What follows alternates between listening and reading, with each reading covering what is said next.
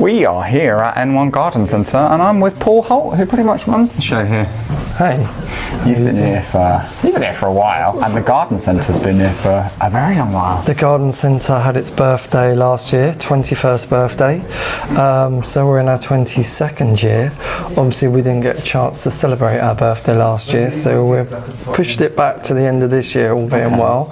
And I've been here for 20 years of that, yeah, so a good while. What's the difference between an outdoor plant and an indoor plant? Why do some not like it outdoors and why do some like it indoors? It will depend where it originates from. Okay. So purely so if it comes from a colder part of the world and it grows in the mountains or something, then the chances are it's going to be a hardy plant. Obviously if it comes from a temperate or tropical climate, then it's going to have to be here, inside, outside for part of the summer, but inside pretty much. And if it's tropical, then it really wants to be inside all year round. But then something like lavender, which needs the bees to pollinate it, that's got to definitely be outside. So that's a Mediterranean plant, so that gives you a clue to what it likes in the garden. So it's used to wind-swept hillsides, basking in the sun all day. So in the garden that would want a really sunny position, wouldn't mind the wind on the balcony, and would like to dry out a little bit between watering, just to, you know, represent where it would originally be growing. For something like a cactus, of which you've got loads all over the place,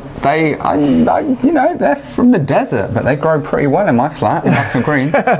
Yeah, I mean, as long as you can give them the right conditions, which is as much sun as possible, again, let them dry out slightly between watering during the summer. People infrequently, they give them the wrong conditions, so if they're in a shady position they won't grow. They tend not to water them because they think they don't want water, so then of course you get problems as well. But this time of year when they should be growing, the watering regime needs to be up, so they're watered regularly, and in the winter very little at all. When the leaves of a plant at the tip start to go yellow, what does that mean? Well, if it's a tropical plant like an aglaonema here, then the chances are, because it's a tropical plant, it needs more humidity, possibly more moisture at the roots as well. Thin leaves, which tropical plants tend to have, they dry out very quickly in central heating in our homes, so a bit of extra humidity makes all the difference, and it stops those tips going brown. Are there trends in house plants at the moment? Yeah, definitely. I mean, the last 5 years since Instagram, obviously it's rocketed the trend for houseplants in general. And of course, through that you get trends of people wanting certain plants. A few years ago it was Pilia peperomoides, which is the Chinese money plant. Everybody wanted it, it wasn't available, you know. And then that's continued to be popular actually. Now you're getting serious collectors with things like philodendrons and monsteras, rarer species, rarer varieties, particularly variegated varieties, which are going for extreme amounts of money now on eBay and other formats. Some of them up to 20-30k for a particular variety.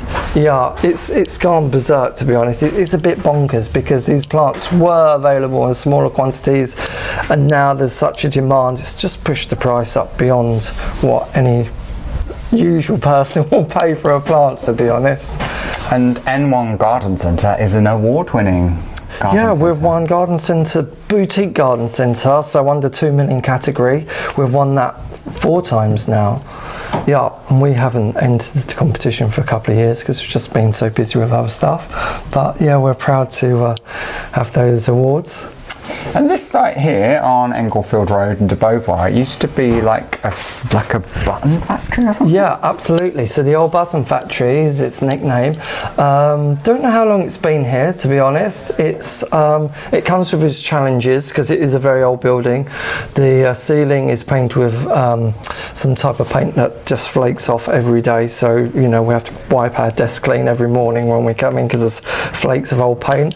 It's drafty, but it's got a good amount of light. Now we've sorted the heating out, it's you know, you can see plants are doing pretty well in here. So it smells amazing. It just smells like beautiful and fresh and floral when you walk in. When you work here, that goes, it's gone. I don't smell it anymore, sadly.